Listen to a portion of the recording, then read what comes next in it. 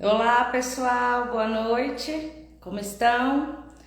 Vamos começar aqui essa live de hoje.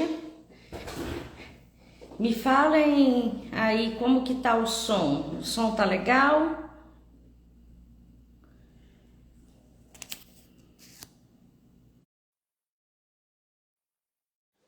Sinaliza para mim se o som tá bom. Oi, Carla. Oi, boa noite. Olá. O Oi, som tá oi. legal? O áudio tá bom? Eu tô ouvindo, vocês estão me ouvindo? Sim. Perguntando porque hoje, com esse dia de chuva, acaba que a internet fica mais instável, né? Fica. Boa noite, pessoal. Obrigada, Carla. Obrigada, Clarissa, por estarem aqui comigo, né? Participando dessa noite. E hoje nós vamos dar continuidade ao tema de ontem, que eu falei com a doutora Camila, pediatra, sobre a prematuridade. E eu gostaria que vocês se apresentassem para nosso público e contassem um pouquinho de vocês. Pode ir, Clarice. Para as mais velhas primeiro. Meu nome é Clarissa, eu sou médica psiquiatra e apesar de já ter tido, assim, durante a minha vida profissional, atendido várias mães, né, com algum sofrimento psíquico, foi a minha entrada na maternidade através da prematuridade que me fez abrir o olhar da, de maneira mais intensa assim, para a importância da saúde mental materna, né? Eu fui mãe há 6 anos atrás, 6 anos e meio já. Foi uma gestação muito desejada, muito planejada. A gente teve que passar por um processo de fertilização in vitro, mas que graças a Deus foi um processo tranquilo, né? E a gestação corria super bem até que com alguns problemas de placenta, a Helena começou a não ganhar peso, a perder peso, na verdade. Precisei fazer uma cesariana de emergência, que também foi super tranquila, assim, foi muito bem conduzido, o parto foi tranquilo. Mas eu falo assim, que aí a partir do momento em que ela precisou de UTI neonatal, foi onde ficou assim gritante para mim a dificuldade dos profissionais de saúde em lidar com a saúde mental materna. Clarice, sua É filha isso. nasceu com quanto tempo? Ela nasceu de 33 semanas e 5 dias e nasceu com 1,375 kg, E 43 quanto tempo, centímetros. quantos dias você ficou na UTI? Nós ficamos 17 dias. Aí foi assim, assim, o sofrimento para mim foi porque não era uma UTI humanizada, que não considerava que era importante a presença da mãe naquela UTI, né? Na verdade, assim, a sensação, se eu for descrever como era eu, mãe de UTI, era assim: meu filho está sequestrado. Meu filho está sequestrado, está ali dentro. Eu tenho que agradar esses sequestradores, porque eu saio daqui e deixo meu filho aí dentro. Então a gente nem reclama, mas a sensação é isso: é de sequestro, arrancar alguém de você que é seu e não permitem o seu acesso àquilo que é seu. Mas graças a Deus, do ponto de vista assim, clínico, a Helena evoluiu muito bem. Foi só para ganhar peso, não teve nenhuma intercorrência. Então, não tive problemas na assistência que as pessoas não, a assistência técnica, né? Como se também não fosse técnico a saúde mental, né? Sim, com certeza. Então, aí para mim, então, assim, a grande questão do sofrimento de ser mãe de UTI foi a questão de não entender as particularidades do período da perinatalidade. Certo. E você, Carla? Bom, meu nome é Carla, eu sou psicóloga e acho que assim como a Clarice, o meu primeiro filho, o meu prematurinho já, na verdade, já tem 10 anos, né? Eu tinha 27 anos, eu acho, se eu não me engano. Eu tinha 27 anos quando ele nasceu. Não foi uma gravidez planejada, foi algo que aconteceu. Então, já na gestação, né, foi um pouco ansiogênico para mim, assim, foi uma gestação cheia de ansiedades mesmo, porque eu não estava preparada. Do ponto de vista, eu acho que emocional e físico, sim, mas do ponto de vista emocional, eu não estava preparada. Não era algo que eu estava com foco ali naquele momento, né? E aí foi com 34 semanas também, que foi aí até então uma gestação tranquila, normal, né? Do ponto de vista físico.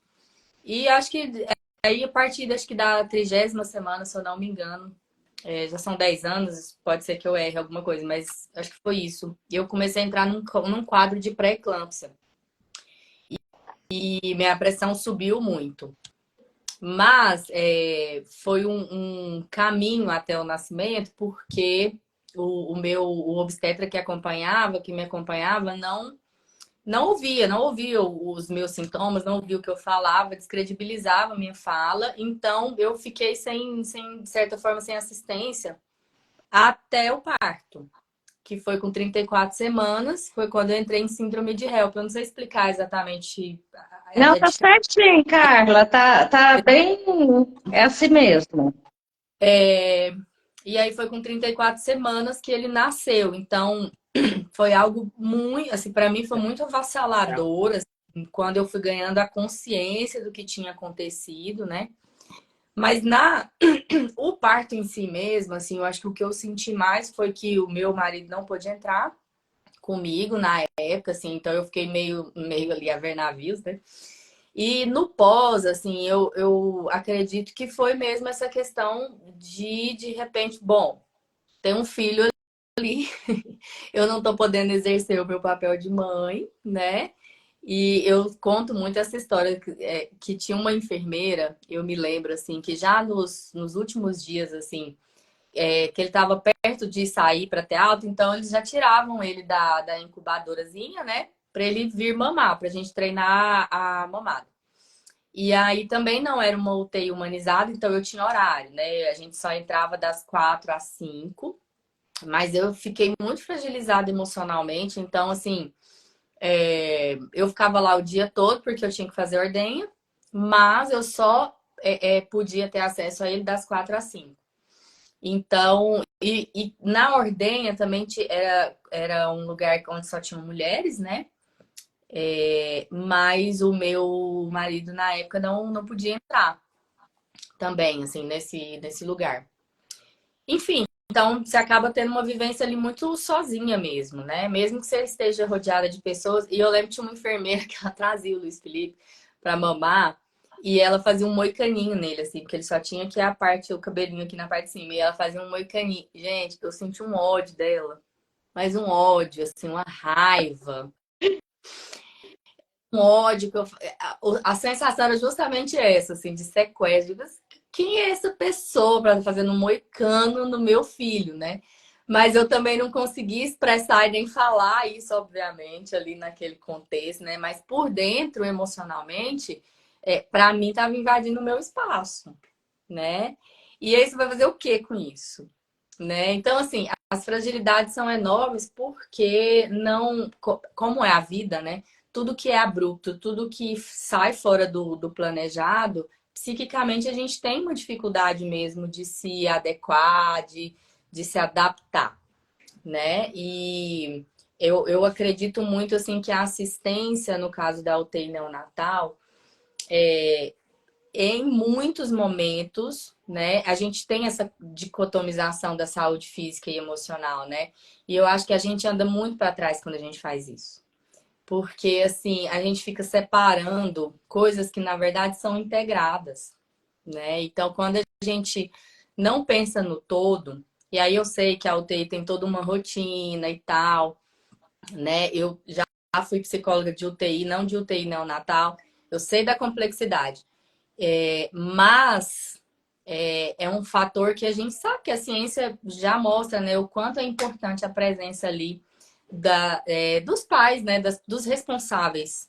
Nem sempre são os pais que ficam ali, mas dos responsáveis. E aí, assim, lá eu me lembro que aí tem uma gama de histórias, né? Eu fiquei, se eu não me engano, acho que 10 dias, mas tinha gente que já estava lá 2, 3 meses, 4 meses, né? Na época, as mulheres não tinham direito à licença maternidade, corria normalmente.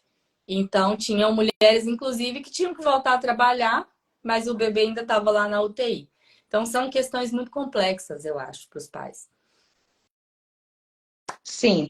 E aí, dessa introdução, pessoal, que nós conversamos bastante para poder decidir sobre como seria o formato dessa live de hoje. E a Carla, que hoje é psicóloga, a doutora Clarissa, que é psiquiatra, elas tendo essa bagagem pessoal, isso foi um divisor de águas também na profissão, no caminho que elas escolheram.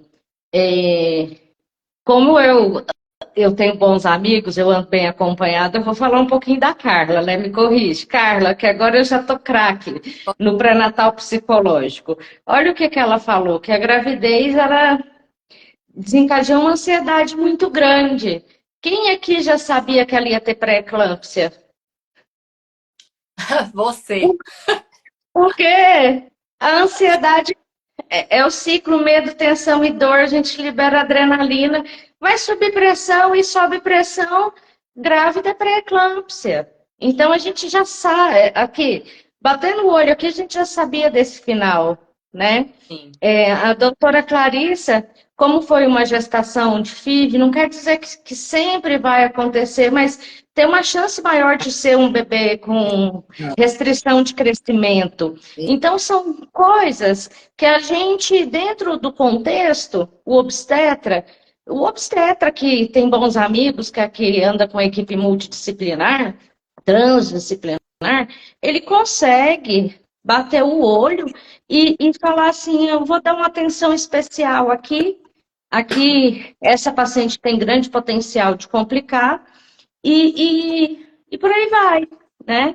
E aí eu queria que vocês contassem do ponto de vista, quando vocês olham para trás com a bagagem que vocês têm hoje profissional, o que vocês, como seria esse lugar que vocês gostariam de estar internadas?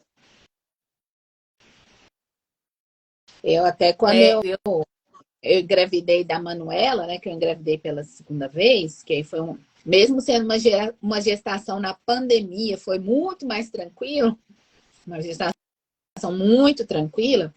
Na gestação da Manuela, por outras questões que não da própria gestação, eu estava passando por um processo de perder uma amiga, né, uma amiga muito próxima, e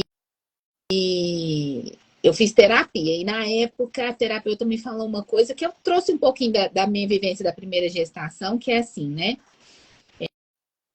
Da mesma maneira que a mãe estabiliza o bebê emocionalmente, fisicamente, aquele corpinho reage melhor à presença da mãe, o bebê também estabiliza a mãe.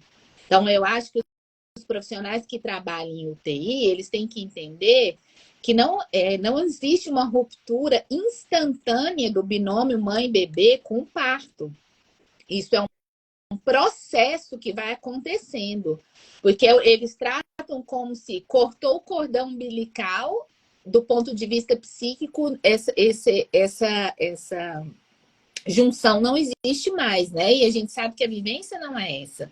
Então, o ambiente, para mim, ideal de uma UTI neonatal seria que tenha a noção, porque fisicamente qualquer um consegue ver que o cordão umbilical foi cortado, mas os processos psíquicos, eles não são tão concretos. A gente precisa se dedicar a estudar eles, e entender que uma UTI neonatal precisa respeitar que existe, continua a haver uma junção mamãe-bebê. Se ele desrespeita isso, ele está desestabilizando a mãe e o bebê. perfeito. Entendeu? Então, isso para mim esse é o mínimo, né? Era o mínimo. Era uma coisa que eu já sabia, mas que quando eu falei assim, uai, mas Vocês não estão sabendo disso também, não? Entendeu? Tipo assim, onde vocês estão? Vocês não estão estudando isso? Assim, vocês não estão sabendo sobre isso? Porque aí eu via mães extremamente adoecidas, que estavam lá 2, 3 meses, irritadas, entendeu? Sem paciência, sozinhas, de quadros muito mais graves do que o da Helena, né? De complicações muito mais graves.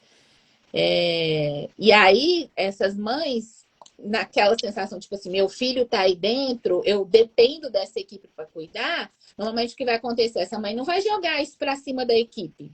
Porque se ela joga isso para cima da equipe, ela fica com receio do que vai acontecer com o filho dela.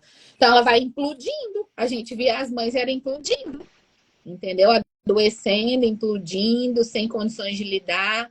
E aí, assim, óbvio que todo lugar, né, tem pessoas com um olhar mais atento. Então, me lembro muito bem que tinha uma técnica em enfermagem que estava gestante de 8 meses.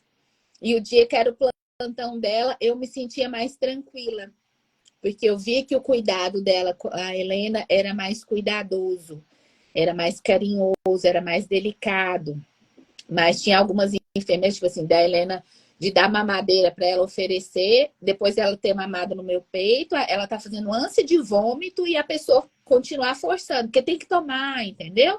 Aí é quando essa técnica de enfermagem chegar lá e falar, oh, ela já mamou, entendeu? Então, assim, ou então, às vezes, até de colegas médicos mesmo, né? Eu lembro muito bem de uma mãe do meu lado que teve gêmeas, precisaram de exsanguíneo e transfusão. E eu vendo o colega explicando, eu pensei, essa mãe não entendeu nada que esse colega falou. Às vezes nem a gente entende, O né? Não é paciente, nossa praia, né? pois é, o paciente, a mãe, tadinha, tinha saído de cesariana, ela não conseguia levantar o tronco. Tava andando assim, toda curva. E o médico falando linguagem técnica, eu falei, misericórdia, ela não tá entendendo nada. Então, assim, é uma dificuldade muito grande de enxergar o outro, né? Porque como às vezes aquele ambiente vai ficando um ambiente do nosso dia a dia, a gente começa a trabalhar no automático, né? E eu acho que quando o profissional começa a trabalhar no automático, aí já era. Aí você deixou de ver o outro, né? Deixou de entender, de crescer. Porque a gente não é obrigado a saber de tudo, mas se você presta atenção no outro, você não está entendendo, né? Deixa eu explicar direito. Não, aquela mãe está mais fragil. Deixa eu tentar entender que. Então, é isso, né? Profissionais que não estejam trabalhando no automático, que entendam que para ele pode ser mais um dia, mas para a mãe é um dia extremamente difícil. E que eles entendessem um pouco mais do funcionamento do psiquismo mesmo, né? E respeitassem esse funcionamento. Aí eu lembro até que uma vez eu fui participar de um congresso sobre reprodução assistida, porque aumenta o risco mesmo de prematuridade, né? De complicações. E aí a gente fala muito, né? As meninas falam muito sobre a dificuldade entre o bebê imaginário e o bebê real, né? Que às vezes o bebê prematuro fica ainda mais distante do bebê imaginado, que muitas vezes as mães têm dificuldade de vinculação, e que aí a UTI teria que vir como esse amparo, ajudando a mãe nessa vinculação do bebê imaginado para o bebê real. Mas para mim, minha filha, se eu precisasse dessa ajuda, fui atravessada, a UTI atravessou meu vínculo. Ela não... É uma coisa que eu tive que forçar, e, tipo assim, é meu, o vínculo é meu. Porque, na verdade, ele foi um atravessador e não um facilitador de vínculo, né? Aí eu penso, se fosse uma mãe que tivesse tido essa dificuldade, aí provavelmente ela ia levar consequências dessa dificuldade de vínculo para frente, entendeu? Ia ter passado por um processo de adoecimento, alguma questão mais grave mais para frente. Então, eu acho que uma UTI que respeita conhecimento, eu acho que seria o mundo ideal mesmo. E um detalhe, eu acho que esse detalhe E é em busca disso que nós estamos, né? Porque conversando e falando, olha, isso aqui não tá legal. E vamos lá, quem é que fica tranquilo? Ai, agora eu vou dormir tranquilo porque meu bebê está na UTI. Ninguém, não é? Não. Você quer ficar com seu bebê, você quer cheirar seu bebê, pegar. Aí, como a Carla colocou. Ela ficou sozinha o tempo todo, ela foi abandonada pelo obstetra, ficou sozinha sem o marido e foi para a UTI, só o Caco. E lá tinha restrição de horário, no qual você só tem uma hora que você pode vincular com esse bebê. E aí, em uma hora você dá conta? Como que era, né, Carla? Então, eu acho que tem duas coisas que eu quero até complementar na fala da Clarice. Eu acho que essa questão uma coisa que a gente não pensa né? Os profissionais estão ali para o bebê, né? O foco deles é o bebê, assim, tem uma dinâmica de sobrevivência, né? Daquele bebê estar vivo ali. Mas a vida daquela mulher não para ali, né? Tem toda uma vida aqui. Por exemplo, tem mulheres que estão no segundo, no terceiro filho, né? E tem os filhos em casa para cuidar. E muitas dessas mulheres não têm com quem deixar esses filhos. Então, assim, a dinâmica da UTI, ela traz essa complexidade de histórias também, que vão atravessando também essa questão. E a segunda coisa é sobre o vínculo, né? Porque você tem ali uma dinâmica de vínculo interrompido. A Clarissa trouxe essa questão do cordão umbilical, mas é como se emocionalmente você também fizesse esse corte. No momento em que a gente não pode fazer esse corte. No momento em que essa criança precisa compreender existencialmente, né? Porque ela ainda está simbiótica ali com a mãe, ela precisa estar simbiótica. Simbiótica é quando ela ainda não se percebe, né, como um ser único. Então, ela precisa ali daquela mãe para poder existir, né? O bebê precisa da mãe para poder existir, senão ele morre. E aí, existencialmente também é assim, emocionalmente é assim também. Então, quando a gente corta esse vínculo, a gente tem uma dinâmica de vínculo interrompida. E como esse bebê internaliza isso, pode ter consequências pro resto da vida, entendeu? Na infância, na adolescência, assim vai. A sensação, o sentimento. Que a gente sabe que a gente tem essas memórias, desde lá da gestação. Né? Tanto que, por exemplo, o Luiz Felipe é uma criança super ansiosa. E eu sei que isso tem a ver com o processo dele, com a história de vida dele. Entende? Então, essas leituras, elas precisam acontecer. Não é uma coisa que a gente tira do nada, né? Isso tá na ciência. Então, não é só, beleza, aqui, porque tem que funcionar, não. Ele sobreviveu. Sobreviveu a que custa também, né? Sobreviveu fisicamente, psiquicamente, e agora os profissionais de saúde se virem aí para dar conta. Já sobreviveu, manda para a doutora Clarissa. Ela sobreviveu lá no convento de psiquiatria. Vamos para a doutora Clarissa. A Helena mesmo, várias vezes, por exemplo, desde pequenininha, ela tem essa fala, assim, que é assim... Eu lembro até hoje que a gente foi deixar, uma prima minha morava sozinha, ela tava com a gente foi deixar ela, e a fala dela pequenininha, tipo 3 aninhos assim, mas ela vai ficar sozinha? Ela é indignada de uma pessoa ficar sozinha, gente.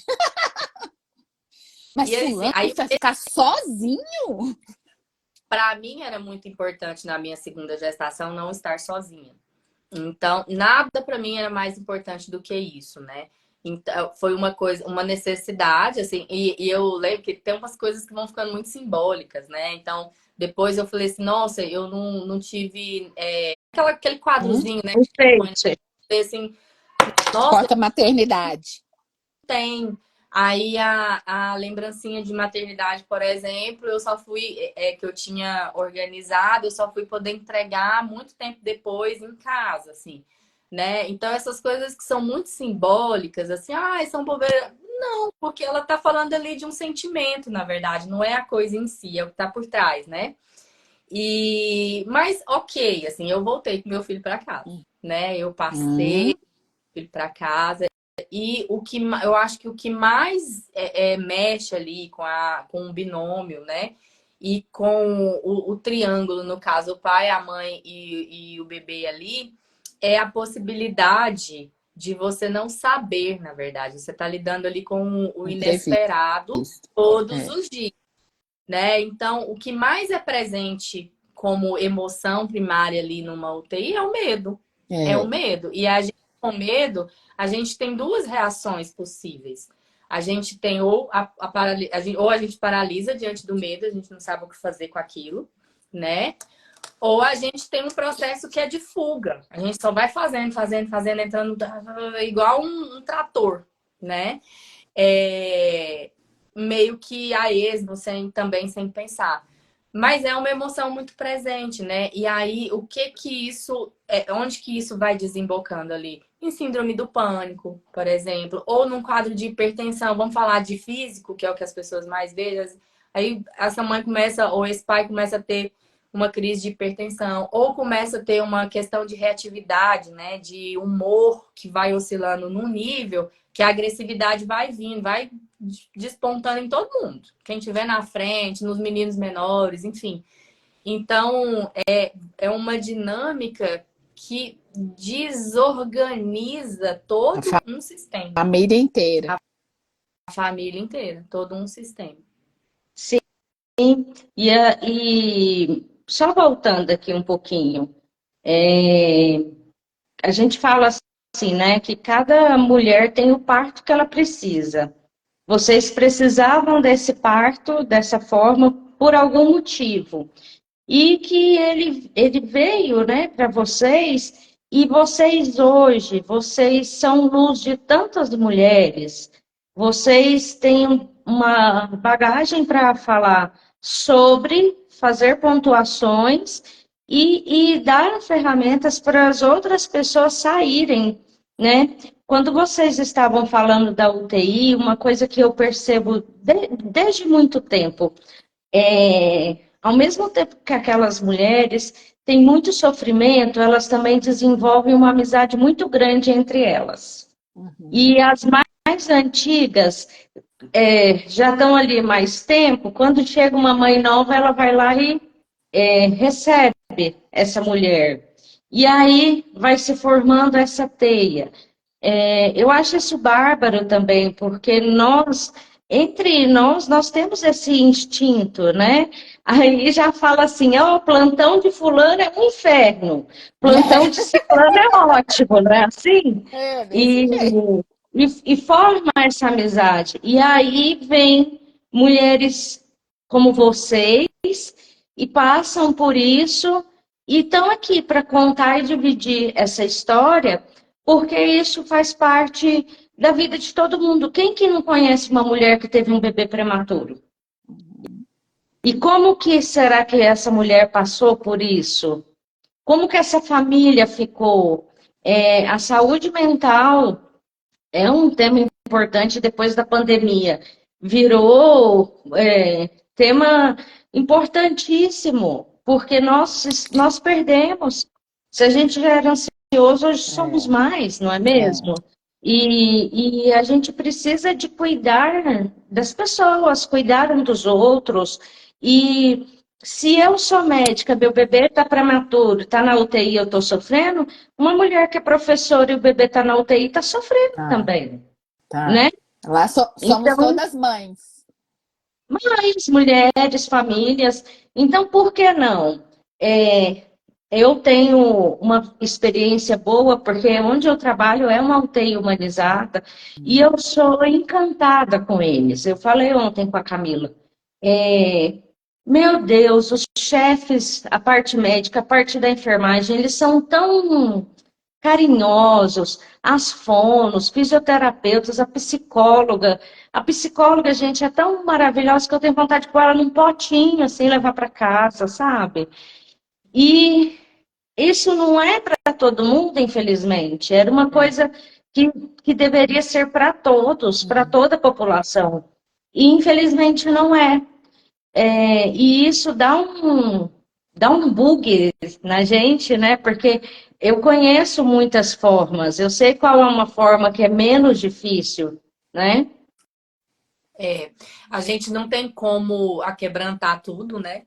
Mas a gente tem como fazer sim eu acho que tudo com acolhimento, acho que tudo que você tem espaço, né, para estar, mesmo como se é, como você, né, como você deseja ali, com apoio, tende a ser um caminho mais leve, né? Eu, particularmente, assim, eu falo muito, acho que toda live que eu participo, eu falo muito sobre essa questão da saúde pública, né? Da ampliação desse olhar, de como isso precisa ser uma coisa que é uma bandeira. Eu particularmente, acho que os profissionais que entram numa UTI, seja ela adulto, seja ela neonatal, mas principalmente neonatal, precisa ser meio que uma coisa assim de propósito de vida mesmo. Porque não é fácil também para o profissional, né? Mas tem que ser alguém ou que esteja disponível para esse aprendizado, porque a gente tem que ter essa disponibilidade também para mudança, para transformação, né? A gente não entra em nada sabendo realmente. Eu não cheguei aqui com esse olhar, eu caminhei até aqui para chegar com esse olhar, né? Mas a pessoa precisa estar disponível, né? Então, o profissional realmente que trabalha, e eu acho, tem coisas que eu realmente não consigo, não é a minha praia, né?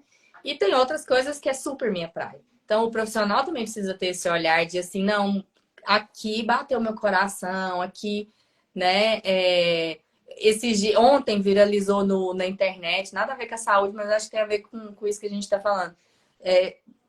Um juiz nordestino que, quando previdenciário, se eu não me engano, quando as pessoas entram lá na sala dele, ele começa a conversar com elas assim, nossa, como seu óculos é bonito, são senhoras ali tentando aposentar, enfim, como seu óculos é bonito, e pergunta a história delas, e elas vão ficando ali à vontade, de modo que a audiência vai fluindo ali, entendeu? Com respeito, com uma... Tem uma empatia ali naquele lugar, né? Então, você vê, é uma coisa diferenciada, não deveria ser a lógica, né? Aí a gente olha, a gente fala assim, cara, olha que bacana esse cara aqui fazendo isso. Eu acho que é isso, sabe? É a veia ali mesmo, o olhar, a disponibilidade para estar ali com esse olhar. Que é assim, eu posso fazer isso que ser diferente. Uma notícia minha, né? Passar o boletim aqui para essa mãe, para essa família, pode ser diferente se eu fizer assim. Entendeu? Se eu for lá e falar desse jeito. E não custa. Não é uma coisa assim que, ai meu Deus, custa demais eu pensar. Não. É assim, como é que eu vou explicar para essa mãe que a sonda, não sei o que, lá, vai ser passada, e babá, de um jeito que ela entende. Sabe, assim, como é que ela vai se sentir mais confortável com essa informação? Como é que ela vai entender que a gente está fazendo tudo o que é necessário por esse bebê? Apesar de tudo.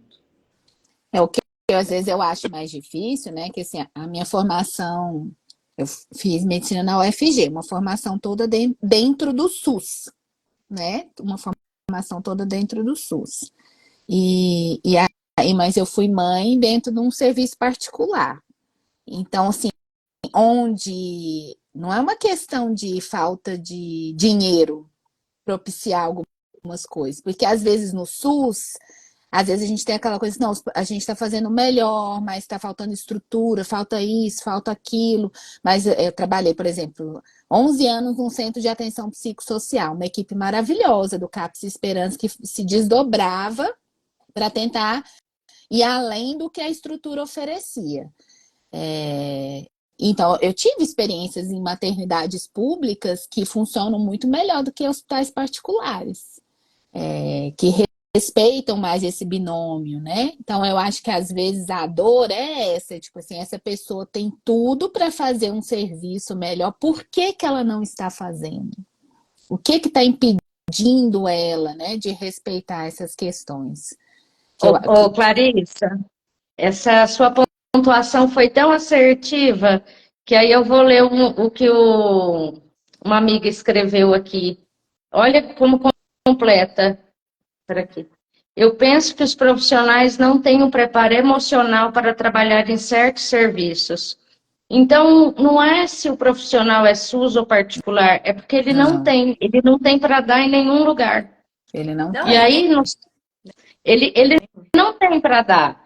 A diferença é que no particular, às vezes, ele é um pouco mais tranquilo, e no SUS ele, tipo, no SUS vai não ter, tem... às vezes, uma cobrança externa maior, É, porque o SUS tem alguns aparatos de leis que fazem as coisas serem mais cobradas, né?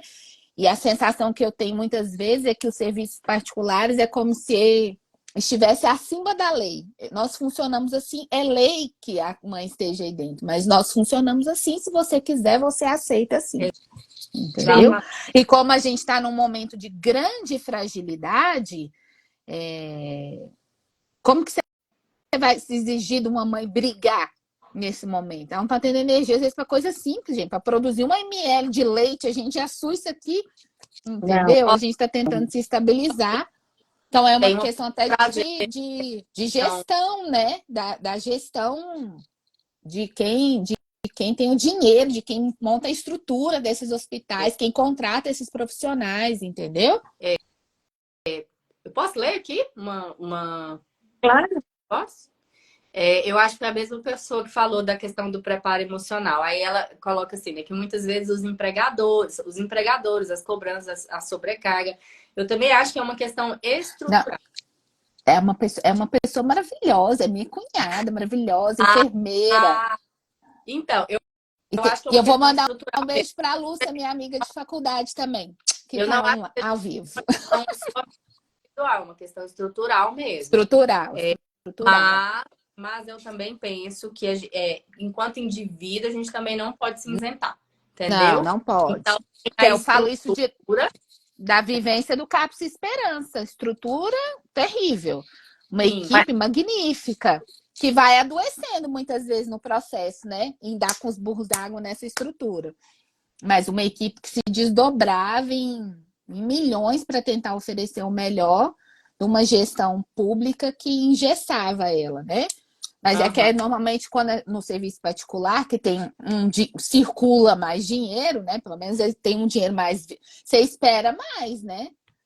E aí, às vezes, o que eu sinto é isso, é que ainda em termos de gestão, assim, né?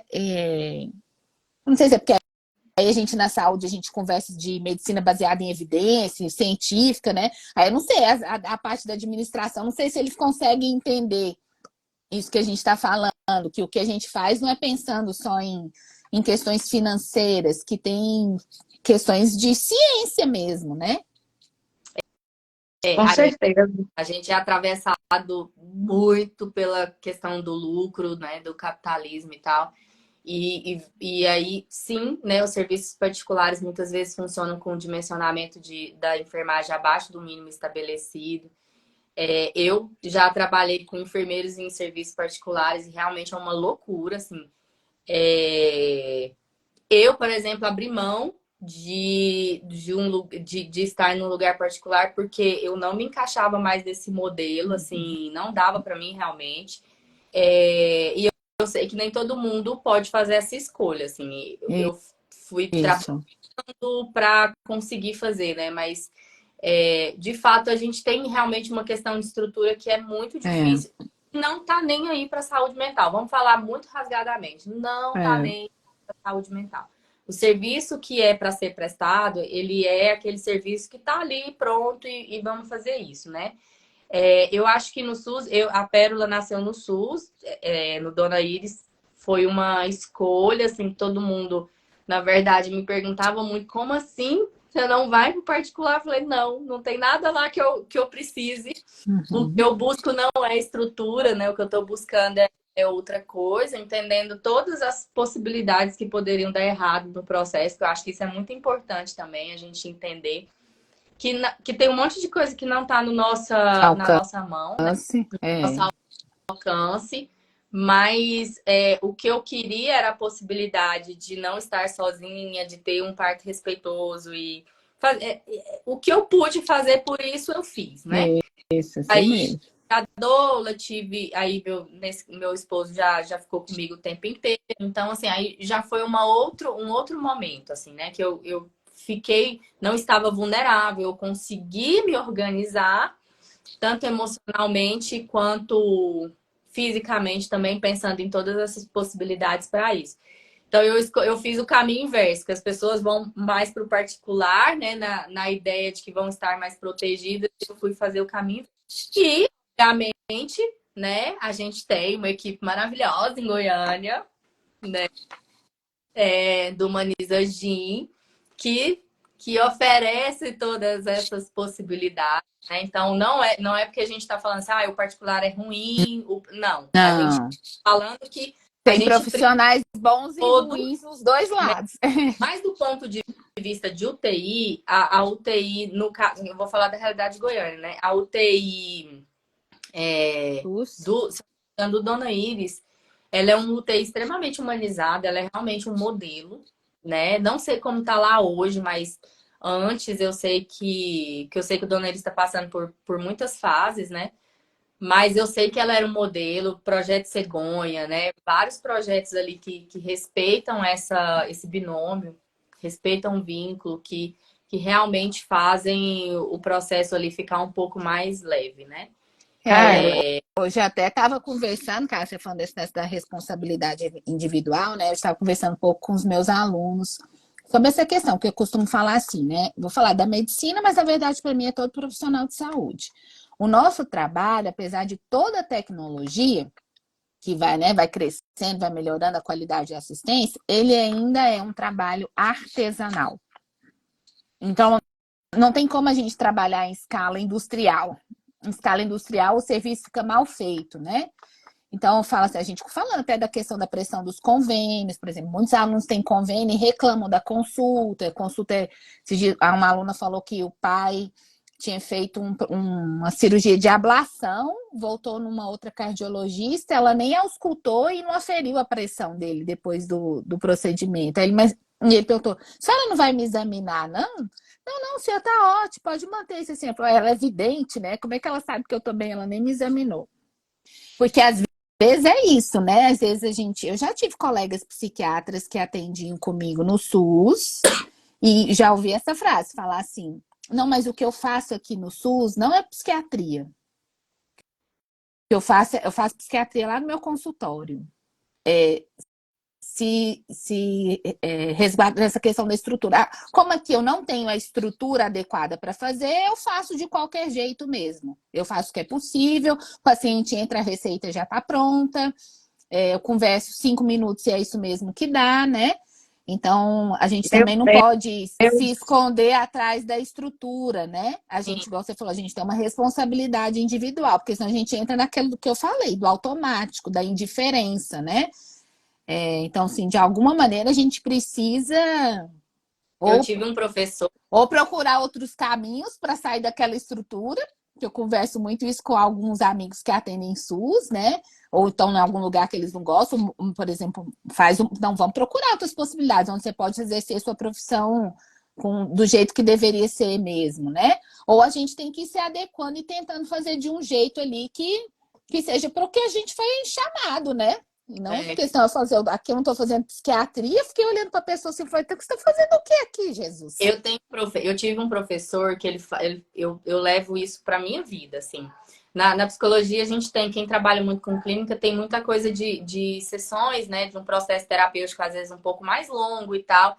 E eu acho que a psicologia também passa por esse processo de transformação. E eu me lembro que esse professor falou assim, uma psicóloga colega no curso falou assim para ele, é muito, acho que ela atendia num lugar específico, e ela falou assim, mas lá eles andei com X sessão, aí não sei o que, bebê, babá, e aquela coisa. Aí ele virou para ela e falou assim, e com X sessão, o que você pode fazer para aquela pessoa? É uma coisa assim que me marcou muito, assim, porque é justamente isso. Não, você tá reclamando da estrutura, mas você tá lá na estrutura. Mas aí também você não vai fazer nada, porque você só tem X sessão, não dá pra você fazer nada. Assim. Você vai fingir que tá tratando, né? Não vai ser perfeito, mas assim, dentro disso, o que você pode fazer? Porque o que você puder fazer ali já é alguma coisa. A pessoa já vai sair dali com alguma coisa que ela não tinha antes. Entendeu? Então eu levei isso para minha vida, assim, que é muito a alma da psicologia hospitalar, inclusive, que é assim, não interessa, é um atendimento, nós vamos entrar aqui, nós vamos fazer o atendimento, nós vamos fechar esse atendimento, pronto, se essa pessoa for para casa, nunca mais encontra, não importa. Eu fiz o que eu tinha que fazer aqui.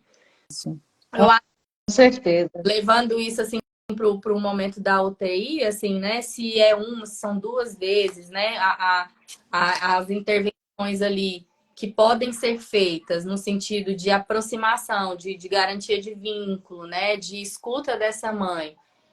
Qualquer movimento nesse sentido, inclusive compartilhar das próprias mulheres ali, né? Esse movimento é coletivo, e que isso é maravilhoso, é alguma coisa. É um movimento de cura, é um movimento de amparo. Meninas, nosso horário já está finalizando. Deixem uma mensagem para esse mês da prematuridade. Deixe uma mensagem bem bonita. Isso. Nossa. Eu acho que a minha de esperança, eu acho que esperança cabe muito bem, sabe? Um dia de cada vez. E aí eu acho que é a esperança, o esperar por dias melhores, o esperar que todo ciclo tem um início, um meio e um final, né? Então é um dia de cada vez. Na UTI é um dia de cada vez. E eu acho que é muito o sentimento mesmo da esperança. Esperar voltar para casa, esperar que tudo se organize.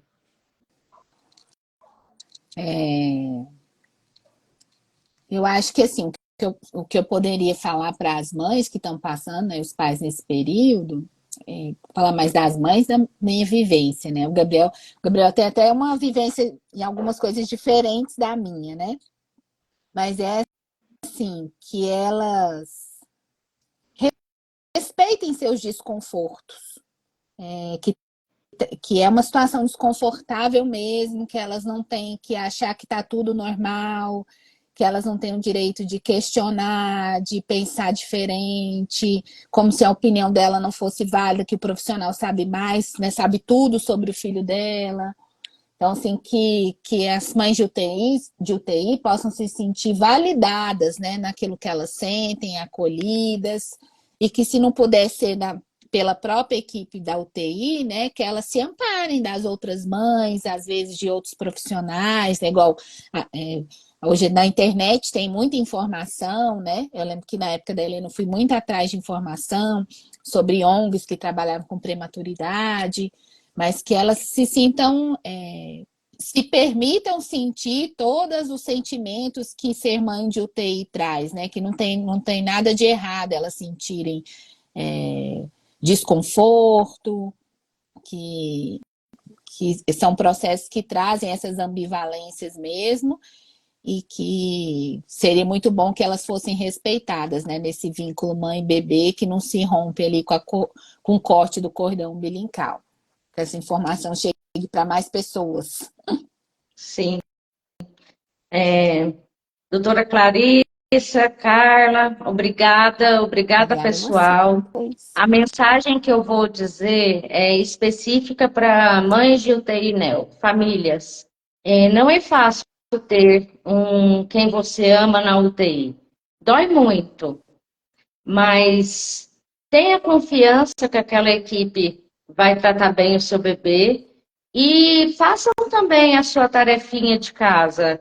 Estimulem que aquele lugar seja um lugar mais empático. Conta para eles que não está legal. Fala, olha, aqui a gente precisa estar mais com o bebê. Se a gente não fala, se a gente só fica ali e vai embora, não vai haver mudanças. Ninguém sabe que está ruim, porque a estrutura, ela está lá, está daquele jeito. Então, ninguém vai mudar. Então, nós precisamos pontuar que a mamãe precisa estar junto com seu filho. Se existe UTI neonatal que ainda não é humanizada, vamos nós fazer a nossa parte e contar, olha, nós precisamos estar aqui, porque é assim que a gente vai mudar. A estrutura que está lá, viciada, com aquele vício do dia a dia, ela não vai mudar, se você não falar.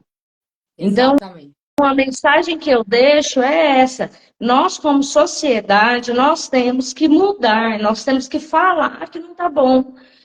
Hoje nós estamos falando sobre acompanhamento de bebês em UTI. Mas por que não todas as pessoas, independente da idade, ter um acompanhante? Isso mesmo, cara. Se eu tenho 44 anos, se eu internar para tirar o apêndice, eu quero que a minha mãe fique comigo ou algum familiar.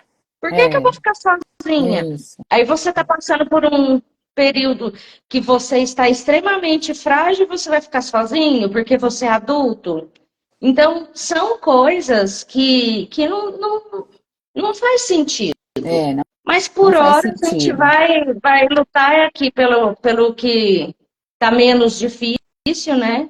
Então, vamos pontuar, vamos atrás, vamos falar. Se a gente não falar onde dói, ninguém vai ver nossa dor, né?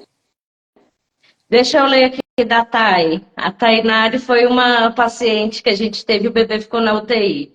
Eu fiquei na UTI após o parto e foi muito importante ter um acompanhante comigo, principalmente porque fiquei separada do meu filho. Também foi uma pré-eclâmpsia, Carla, igual a você. Eu vou falar da Thay porque depois ela sempre escreve por aí nas redes sociais, ela fala, então acho que não tem um problema. Então, a pré-eclâmpsia está aí e é isso. Estou muito feliz de ter feito essa live com vocês hoje. Tá, e Bom demais, Karen. você é lindona. Quem salvou sua vida foi Deus, menina. Falando Ó, agora sobre esse assunto, né? um beijo Um para beijo. vocês. Até Um a beijo, próxima. meninas. Fiquem com Deus. Tchau.